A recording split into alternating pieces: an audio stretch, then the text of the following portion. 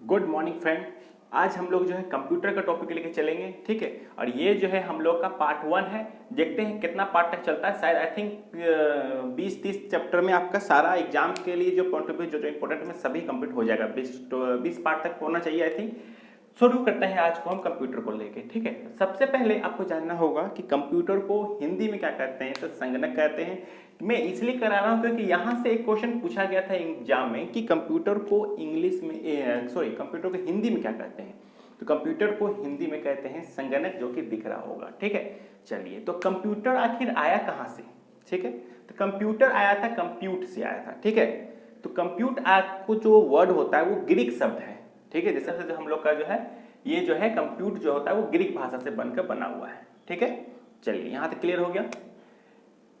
यहां पे आता है कि कंप्यूटर का कंप्यूटर बोलिए, देखिए कंप्यूटर बोलिए या तो कंप्यूट बोलिए, सभी का मतलब होता है गणना करना, ठीक है।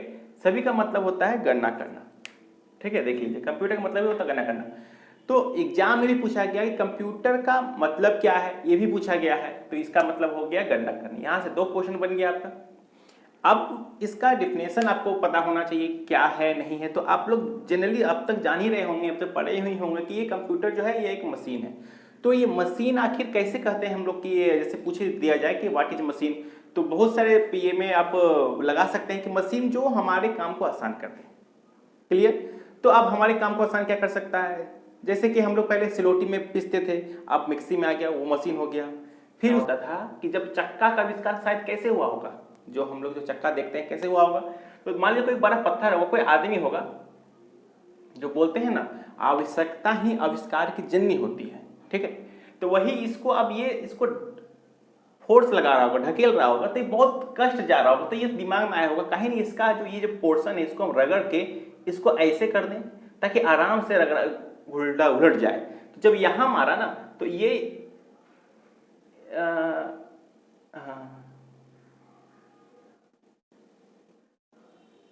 ऐसे हो गया। अब ये पोर्शन यहाँ पे जैसे कि यहाँ पे आया, यहाँ पे ऐसे ऐसे आया, तो ये पोर्शन अब यहाँ आ गया, तो ये आगे तब सोचा कि नहीं यार हर कोनों को अगर हम रगड़ दें, ऐसे से रगड़ दें, तो शायद हमको एक जगह से दूसरी जगह ले जाना आसान हो जाएगा।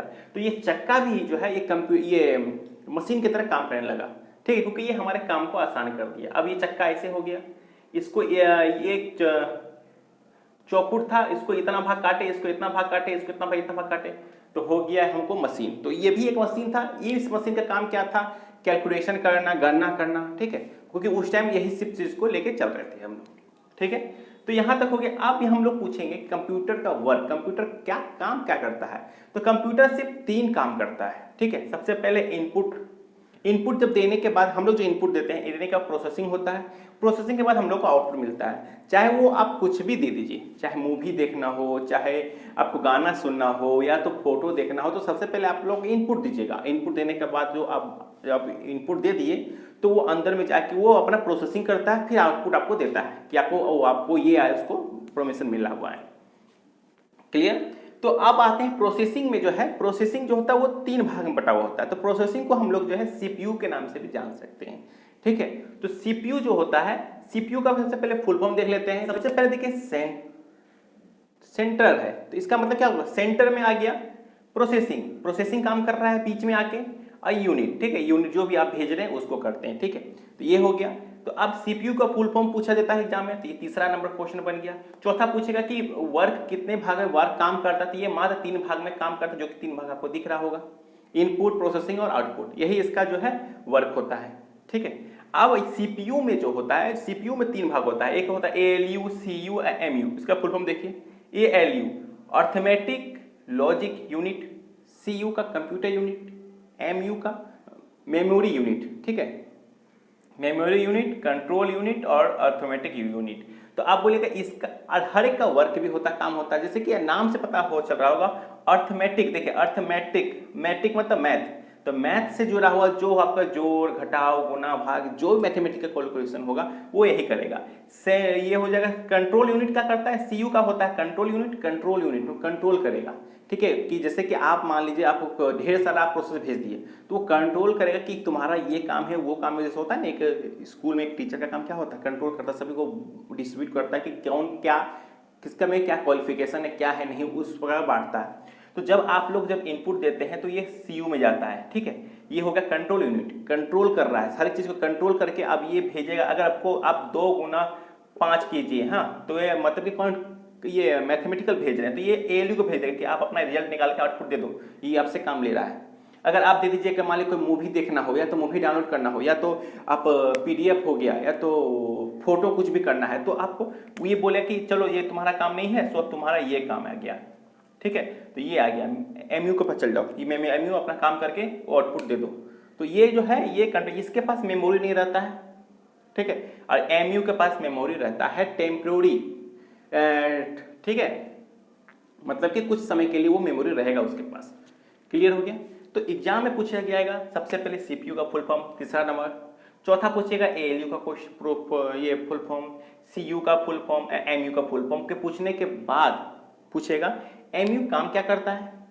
तो जाहिर सी बात है वो एक एमयू जो होता है वो मेमोरी यूनिट है जो कि हम लोग जो हमारे द्वारा दिए गए इनपुट को थोड़ी देर स्टोर करके हम लोग आउटपुट की तरफ भेजता है। फिर पूछेगा सीयू का काम क्या है, कंट्रोल यूनिट है जो कि हम जो निर्देश देता है सभी को कि आप यहाँ काम को डिस्ट्रीब्यूट करता है सभी कार्य कामों को।